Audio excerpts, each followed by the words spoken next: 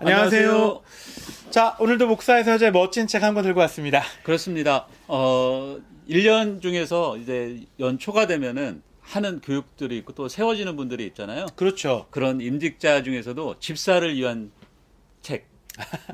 사실 교회에서 집사님이 제일 많으시잖아요. 그렇죠.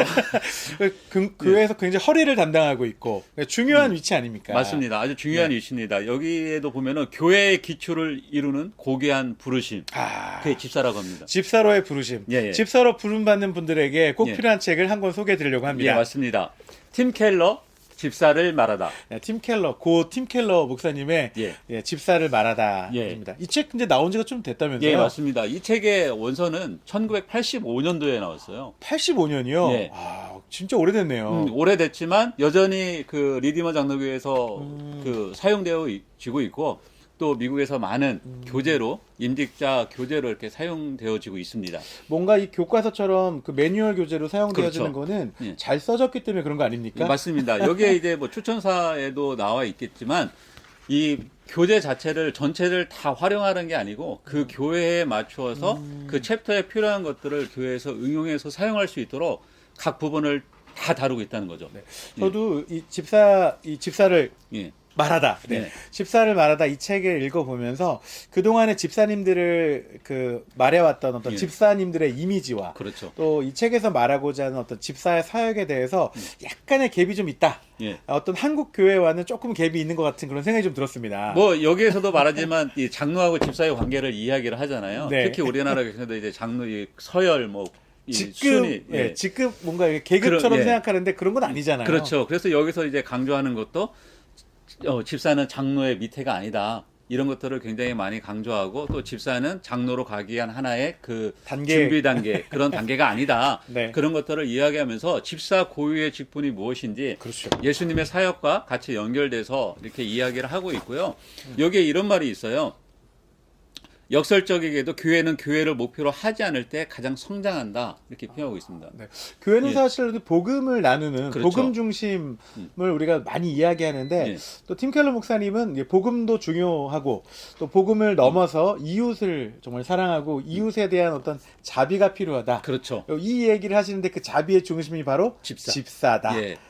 그래서 집사는 어떻게 보면 교회에서 두 개의 축 중 한쪽인 이 자비 사역을 거의 전담으로 담당하고 있는 그분들이 바로 집사다 이렇게 표현하고 있습니다. 목사님 그 자비 사역이 뭔가요?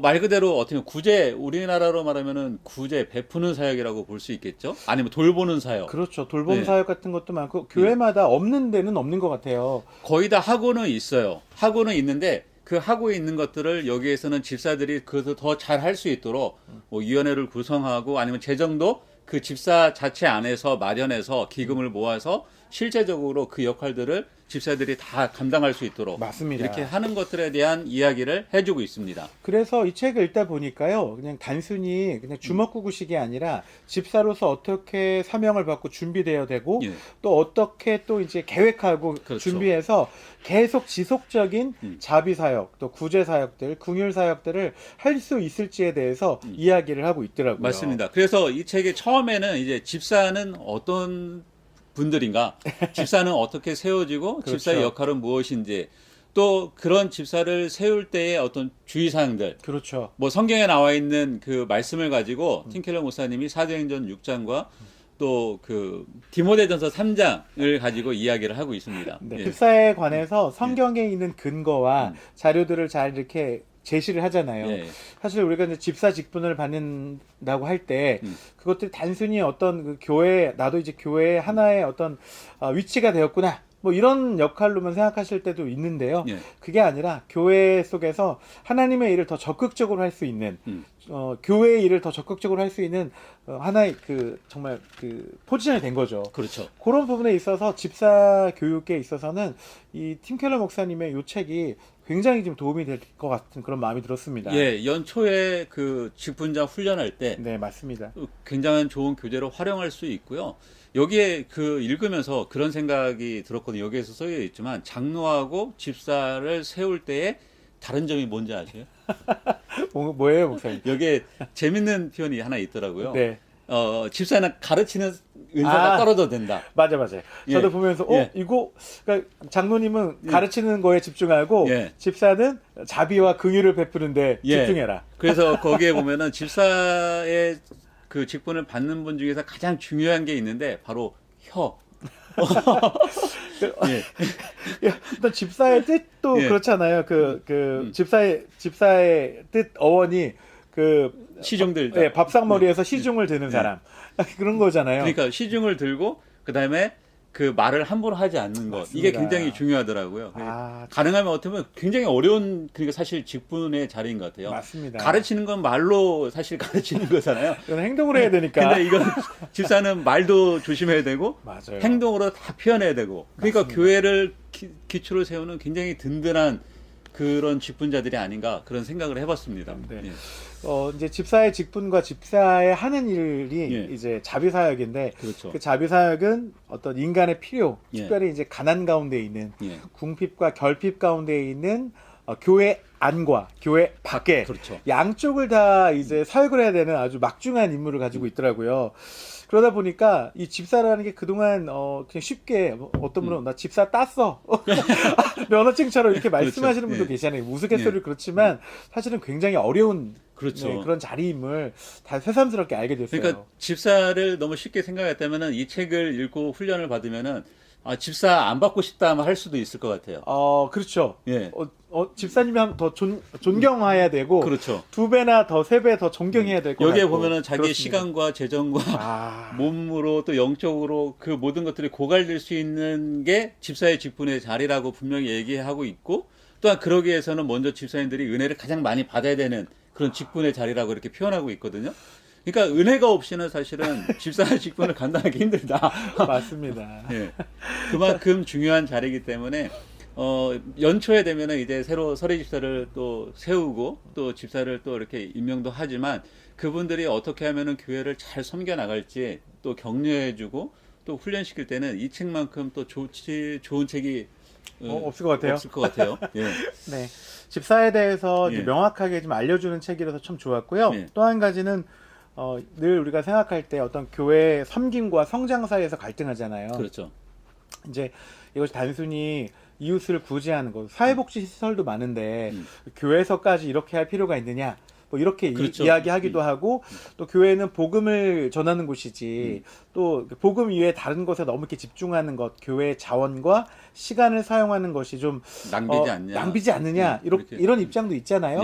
그런데 팀 켈러 목사님은 두 가지 다 중요하다. 그렇죠. 특별히 이제 성장, 복음을 증거함에 있어서 이웃을 구제하고 또 하나님을 알지 못하는 사람들에게 이렇게 사랑을 베풀 때 그분들이 말씀을 접할 수 있는 좋은 기회가 된다. 맞아요. 그렇기 때문에 교회 안에서만 구제와 자비가 필요한 것이 아니라 교회 밖에도 필요하다. 맞습니다. 이 얘기들을 이제 이 책에서 계속 말씀하고 있더라고요. 그래서 뒤에 이제 각 다양한 섬길 수 있는 그런 단체나 섬길 수 있는 그런 방법들 또 어떻게 서베이를 하고 어떻게 찾아가서 만나서 그분들하고 컨택을 해서 지속적인 그런 구제를 할 수 있는지 그런 부분들은 이제 뒤에 챕터마다 쭉 나열되어 있거든요. 여기 보니까 무슨 빈민사역, 그렇죠. 난민, 노인, 또 요양원, 어린이, 자녀 양육, 미혼모, 재소자, 환자, 장애인 이렇게 구제 정말 이렇게 집사가 해야 될 일, 또 구제하고 자비를 베풀어야 할 일들이 너무 많더라고요. 그렇죠. 그러니까 여기 있는 걸 교회에서 모든 걸 다 감당하는 게 아니라 각 교회마다 그 지역에 맞는 또 특별한 그런 게 있잖아요. 맞습니다. 특별한 환경들이 있잖아요. 그런 분들에 대한 초점을 맞춰서 교회가 한 가지 사역이라도 지속적으로 집사님들이 할 수 있도록 이렇게 지지해주고 같이 한다면은 복음 사역과 자비 사역이 함께 가면서 교회가 건강하게 성장할 수 있는 길이 된다고 이렇게 표현하고 있거든요. 맞습니다. 그리고 이제 결국 나아가서는 이 집사의 사역, 이 자비의 사역이 단순한 구호를 넘어서 이제 그 대상자들이 경제적으로 자립도 하고 또 나아가서는 사회 개혁, 구조적으로도 문제가 있는 것들이 많지 않습니까? 많죠. 아무리 열심히 해도 이 가난과 궁핍을 벗어나지 못하는 것에까지도 사회 개혁까지 이 집사의 업무 또 직무 그것이 그 안에 들어있다. 그래서 이 단계별로 이 자비의 3단계라고 여기 써 있거든요. 예, 예. 단순 구호를 넘어서 경제적 육성 그리고 사회 개혁까지. 굉장히 어려운 직분이에요. 이게 그냥 쉬운 직분이 아니더라고요.